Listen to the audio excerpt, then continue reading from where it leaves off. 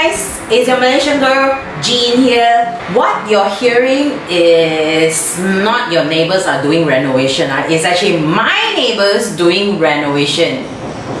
Normally don't have, you know. Anyways, what I'm gonna do today is something that probably the Koreans won't approve, because I am actually gonna do a super easy way of doing Kimchi Jjigae. You know Kimchi Jjigae, the kimchi stew where we have meat inside it also?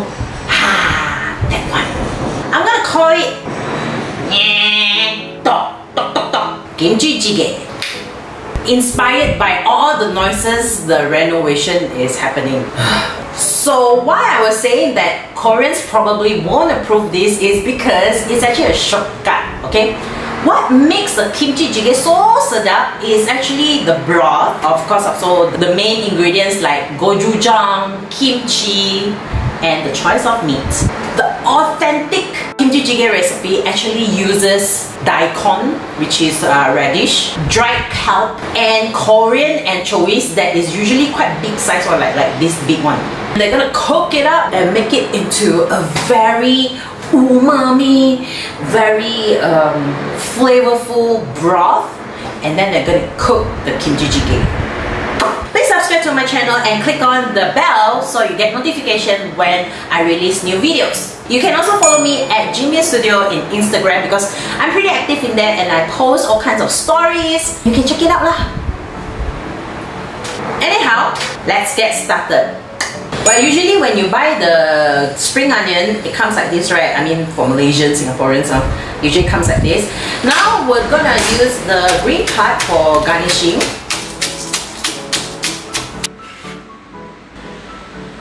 And the white part to cook.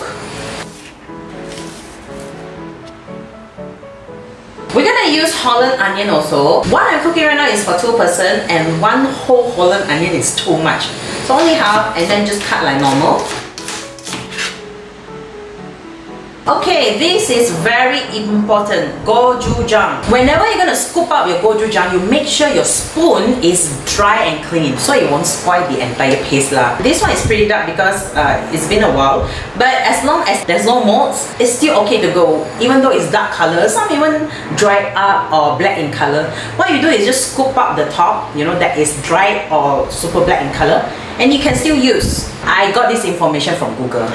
We're gonna use 1 tablespoon fish sauce, any kind of brand, but usually in Malaysia here we get a lot of Thailand brand one.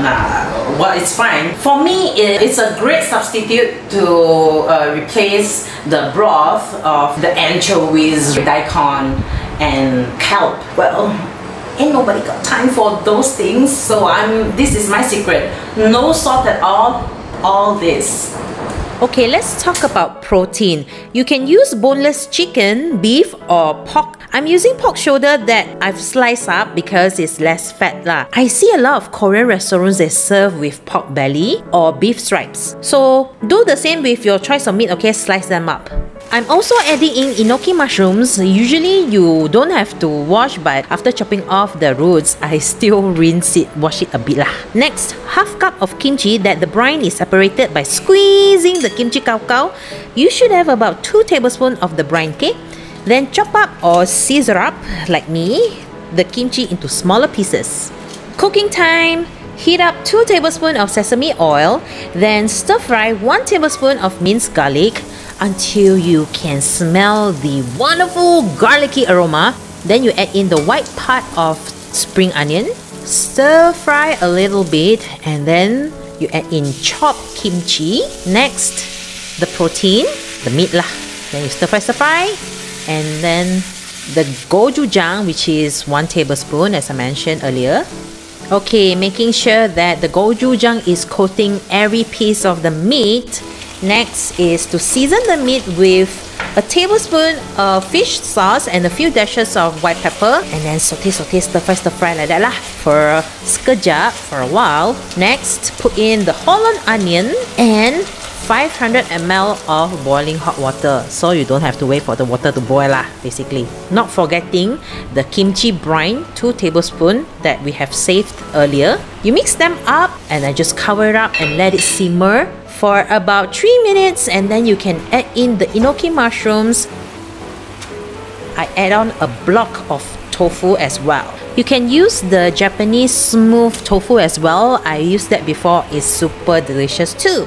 Let them simmer again. Just about 2-3 minutes is enough lah, because it's just enoki mushrooms and tofu. These are, you know, you don't have to cook very long one. I round it up by season it with 2 tablespoons of fish sauce again, 1 tablespoon of brown sugar, and another tablespoon of sesame seed oil. Done! Don't forget to garnish with our chopped spring onion that we have already put aside earlier. And then you can serve with just white rice. Or even kimchi fried rice is lagi Ta-da!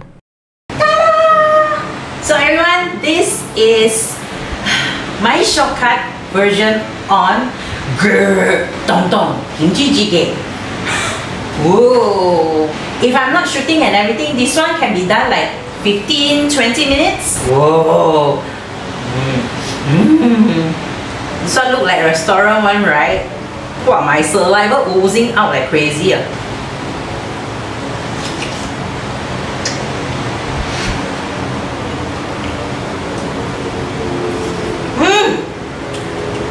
Good job, good job. Seriously guys, it's actually so easy to cook this. I don't know whether Koreans approve it or not, but for me, you know, we busy people and we Malaysians, how are we gonna find all those Korean ingredients? It's not easy to find. So, oh, this is closest to the ones that we have in restaurants, and you guys will be proud of me. I promise. Seriously. Get a bit of rice.